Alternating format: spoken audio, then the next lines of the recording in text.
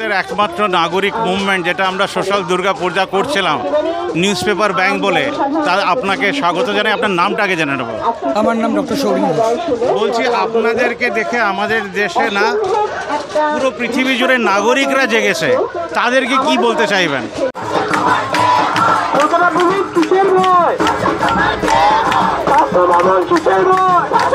থেকে বর্ণালীদিকে ওয়েলকাম করি। বলছি, এই মুহূর্তে এই মুভমেন্টটা কি ভাগ ভাগ হয়ে হচ্ছে, নাকি বিচার চাই বলে সবাই একই জায়গায় দাঁড়িয়ে আছে?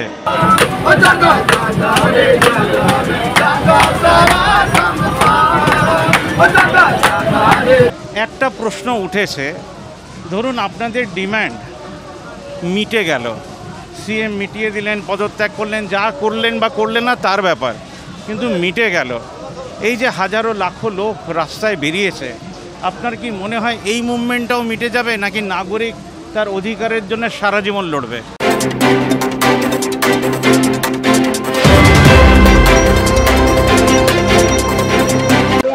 তাদেরকে একটা জিনিসই বলতে চাইব যে সিট দ্বারা বিক্রি নেই এবং কোনো রাজনীতির রং যেন এতে না লাগে। কোনো রাজনৈতিক উদ্দেশ্য প্রণোদিতভাবে এগুলো করা নয়, কোনো রাজনীতির ব্যানারে এটা নয়। এটা জনগণের, জনসাধারণের স্বতঃস্ফূর্ত আন্দোলন। আমরা নিজেরা দেখে আমাদের চোখে বিশ্বাস হচ্ছে না যে এত লোক নিজেদের বাড়ি থেকে দূর দূরান্ত থেকে এসে যেভাবে সাহায্য করছেন আমাদের, আমরা সত্যি অভিভূত। বলছি, জুনিয়র ডক্টরস ফোরামের কোনো এজেন্ডা কি রেডি হয়েছে এই মুহূর্তে এই বিপ্লবের মুখে, নাকি দিস উইল হ্যাপেন যে যখন জাস্টিসটা পেয়ে যাবেন তারপর? আমাদের যে 5টা দাবি আছে, ওই 5টা দাবিতেই আমরা অনড়। আমরা চাই প্রশাসনের সঙ্গে সেই 5টা দাবি নিয়ে আমাদের একটা ফ্রুটফুল মিটিং হোক। আমরা চাই অচল অবস্থাটা যতটা সম্ভব তাড়াতাড়ি কেটে যায়। সেটাই সবচেয়ে দুর্ভাগ্যের, কারণ এই ঘটনাটা 14 তারিখ রাতে যখন রাত দখল অভিযান হলো, সবাই তিলোত্তমার ধর্ষণ এবং মৃত্যুর বিচার চাইল, তখন কিন্তু কেউ দলমত দেখেনি। তখন কিন্তু রাস্তায় তৃণমূলের সদস্যরা ছিল, তৃণমূলের সমর্থকরা ছিল, সিপিআইএম, বিজেপি, কংগ্রেস সবার সদস্য এবং সমর্থক ছিল, মানে সাধারণ মানুষ ছিল। এবার হঠাৎ বলতে শুরু করা হলো যে এই আন্দোলনটা তৃণমূল বিরোধী আন্দোলন। এই যে একটা ছাপ লেগে গেল যে এটা একটা তৃণমূল বিরোধী আন্দোলন, এটা মমতা বন্দ্যোপাধ্যায়ের পদত্যাগের জন্য আন্দোলন, এটা বাংলার সরকারকে ফেলে দেওয়ার জন্য আন্দোলন, এই যে প্রশ্নটা চলে আসলো, তার ফলে কিন্তু বিচারটা ক্ষতিগ্রস্ত হলো। যে কোনো আন্দোলনে ঐক্যটাই প্রধান। এই যে ঐক্যটা ধ্বংস করে দেওয়া হলো, এটা কিন্তু খুব দুর্ভাগ্যের। বলছি, তা সত্ত্বেও একটা নাগরিক সমাজ প্রায়শ রাস্তায় নামছে, আজও নামছে, প্রায় রেগুলার নামছে।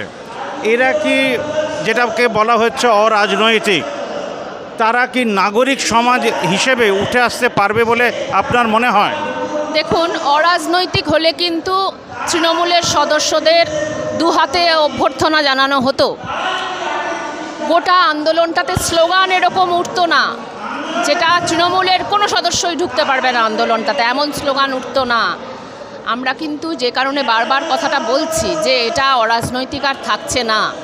বিজেপি এটাকে নিয়ে রাজনীতি করছে, সিপিআইএম এটাকে নিয়ে রাজনীতি করছে। এর মানে একটাই, সেটা হচ্ছে ভোটের মধ্য দিয়ে সরকার ফেলা যায়নি, অতএব ভোটের পর এই মেয়েটির দুর্ভাগ্যজনক নৃশংস হত্যার পর সাধারণ মানুষের বিক্ষোভটাকে যদি ব্যবহার করা যায়, জুনিয়র ডাক্তারদের বিক্ষোভটাকে যদি ব্যবহার করে এখানে রাষ্ট্রপতি শাসন জারি করা যায়, যদি এখানে অরবিন্দ কেজরিওয়ালের মতো অত্যাচার নামানো যায়, তার ওপর যে অত্যাচারটা নামালো, এই হচ্ছে কিন্তু ওদের উদ্দেশ্য। সেই উদ্দেশ্য থেকে আমরা পশ্চিমবঙ্গের নাগরিক সমাজ নিশ্চয়ই আমরা এই উদ্দেশ্যটা বুঝে আন্দোলনটা বা যাই হোক এবং কর্মবিরতি থেকে আমরা সরে আসব। এটা কিন্তু একটা বড় আবেদন। আর বলছি, নাগরিকরা বলছেন যদি আপনাদের সব কিছু মিট আপ হয়ে যায় প্রপারলি, তাহলে কি নাগরিক আন্দোলন বন্ধ হয়ে যাবে, নাকি আপনারা চাইবেন প্রতি মাসে একবার করে আমরা সারা জীবন রাস্তায় নেবে আমাদের অধিকারটাকে ধরে রাখি? না, দেখুন, এইগুলো বাস্তবে কতটা সম্ভব সেটা নিয়ে এখন আপাতত কিছু বলা যাচ্ছে না। আগে আমরা দেখতে চাই যে আমাদের প্রাথমিক যে 5 দফা দাবি আছে সেইটার কতদূর কী হচ্ছে, এবং যতদিন না সেই দাবিগুলো মানা না হচ্ছে ততদিন আমরা রাস্তা কামড়ে পড়ে আছি, আমরা রাস্তা ছাড়ছি না। আর একটা শব্দ তার উত্তর আপনি দিয়েছেন, তাও জিজ্ঞেস করে নিচ্ছি। অনেকেই বলছেন সব কিছু রাজনীতি, কিন্তু এখানে কোনো রাজনীতির রং লাগেনি, আর নাগরিকদেরও কোনো রাজনীতির রং লাগেনি। সেই ব্যাপারে দুটো কথা বলে দিন। দেখুন, এত যে লোকটা দিন আনে দিন খায়, সে তার সঞ্চিত অর্থ দিয়ে তার ঘরে যা আছে সেই সামগ্রী আমাদের দিয়ে যাচ্ছেন। আমাদের খাওয়ার শেষ হলে লোকে বাড়ি থেকে রান্না করে দিয়ে যাচ্ছেন, কেউ বাড়ির দরজা খুলে দিচ্ছেন, কেউ নিজের যা সম্বল আছে সবটুকু এখানে উজাড় করে দিয়ে যাচ্ছেন।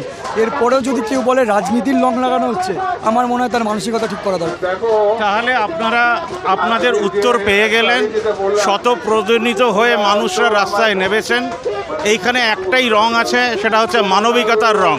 এবং আমরা আশা করছি যে আমাদের রাজ্যের প্রশাসন নয় পদত্যাগ করুক, নয় ওনাদের সঙ্গে বসে লাইভ করে প্রত্যেকটা প্রশ্নের উত্তর দিক। আপনাকে অনেক ধন্যবাদ। একটা মুভমেন্ট মানে এটা কিন্তু মানুষের একটা ব্যথা ক্ষোভের বহিঃপ্রকাশ, যাই বলুন না কেন। এরকম ঘটনা শুধু আজকে তো নয়, আজকে তিলোত্তমা আমার বোন, সে গেছে একটা ঘটনার পরিপ্রেক্ষিতে, সে গেছে। আসলে অপরাধ সংঘটিত হয়েছে, সেই অপরাধীদের সাজা দেওয়ার পরিবর্তে সেই অপরাধকে ঢাকার নানা রকম প্রচেষ্টা চলে যাচ্ছে। ভারতবর্ষের পুরনো রোগ। এটা তো ক্ষোভ, এই ক্ষোভটা কিন্তু এই একটার মধ্যে দিয়েই কিন্তু দমন হবে না। দমন হতে গেলে যে আন্দোলন চলছে সেই আন্দোলন আগামীতেও চলবে। এই আন্দোলন দীর্ঘতর হবে যতদিন না পর্যন্ত নারী সুরক্ষা এবং সমান অধিকার এবং তার সঙ্গে সমস্ত যে আজকে স্বাস্থ্যের পরিকাঠামো ঢেলে সাজানো, যেখানে যেখানে যে সুবিধা না হলে অসুবিধা সেইগুলো, তার জন্য লড়াই চলবে। এরকম ব্যাপার না এই আন্দোলনই সমস্ত মিটিয়ে দিলেই আন্দোলন থেমে যাবে। মানে আপনারাও থেমে যাবেন না? অবশ্যই, থামার কোনো জায়গা নেই। তো বলছি, মায়েরা মনে হলো কোথাও একটা আলাদা আওয়াজ পেয়েছেন। তারা তাদের সন্তান, তাদের মেয়েদেরকে নিয়ে রাস্তায় নামছেন। তখন রাত্রির 11টা বা 12টা বাজলেও তারা সেটাকে নিয়ে ভাবছেন না। আলাদা করে কি এইখান থেকে একটা আওয়াজ উঠছে বলে আপনার মনে হয় যে মেয়েরাও আলাদা আওয়াজ হয়ে উঠছে, নাকি পুরুষ এবং মেয়েদের একটাই আওয়াজ, মায়েদের একটাই আওয়াজ? ধর্ষণ এবং হত্যার বিরুদ্ধে মেয়েরাই তো সামনের সারিতে দাঁড়াবে, এটাই তো স্বাভাবিক, এবং দাঁড়িয়েওছে। শুধুমাত্র এই রাজ্যে নয়, গোটা দেশে, গোটা পৃথিবীতে। যেখানে দেখা যায় যে বছরে 90, যেখানে দেখা যাচ্ছে যে প্রায় 4 মিনিটে সম্ভবত একটা, এটা হচ্ছে আমাদের দেশের অ্যাভারেজ গ্রাফ। আবার আমেরিকাতে দেখা যাচ্ছে যে বছরে সেটা প্রায় 70,000। তো এর বিরুদ্ধে মেয়েরা তো দাঁড়িয়েছে বলেই বিভিন্ন ধর্ষণ বিরোধী আইন হয়েছে। এবার সেটাকে নিয়ে যদি কেউ এই রাজ্যে বিজেপি সরকার বসানোর জন্য এই আন্দোলনটা করে, তাহলে কিন্তু সেটা আমরা কেউ মেনে নেব না। বলছি, এবার শেষ প্রশ্ন নাগরিকদের হয়ে করি। বলছি, বিচার চাই, একটা ভালো দাবি, কিন্তু ধর্ষণ আটকানোর জন্যে পাড়ায় পাড়ায় কি নারী শক্তির উত্থান বা মিলেমিশে একটা নাগরিক কমিটি, যেটা রাত্রিবেলা আগে পাহারা দিত এখন দেয় না, এরকম কিছু কি করা যেতে পারে? দেখুন, এই যে আলোচনাগুলো, আপনি একটা খুব গুরুত্বপূর্ণ বিষয় বললেন। এই যে আলোচনাটা গোটা সামাজিক স্তরে হবে, সরকারের সঙ্গে বসা হবে, সবাই মিলে বসবে। শুধুমাত্র তো আর নাগরিক কমিটি না, শুধুমাত্র তো পাহারা দিয়ে হবে না।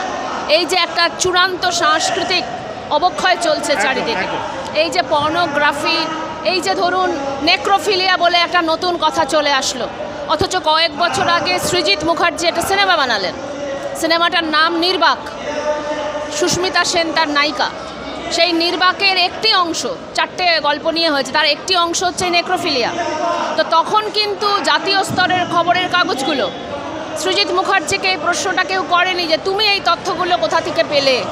এই যে মর্গে দেখাচ্ছ এই ধরনের কাণ্ড হচ্ছে, মর্গ থেকে শরীর নিয়ে যাওয়া হচ্ছে, তুমি এই তথ্যগুলো কোথা থেকে পেলে? প্রশাসন থেকে কিন্তু এই প্রশ্নগুলো করেনি, বরঞ্চ সমস্ত খবরের কাগজে এই সিনেমাটা নিয়ে রিভিউ বেরিয়েছে। আজকে তারাই সবাই আকাশ থেকে পড়ছে এটা শুনে। তার মানে কিন্তু এই যে মতাদর্শগত যে সংগ্রামটা, রাজনৈতিক সংগ্রামটা, যেটা স্বাভাবিক সময় আমরা মনে করি হতেই পারে, এর বিরুদ্ধে তো আমাকে আপনাকে দাঁড়াতে হবে।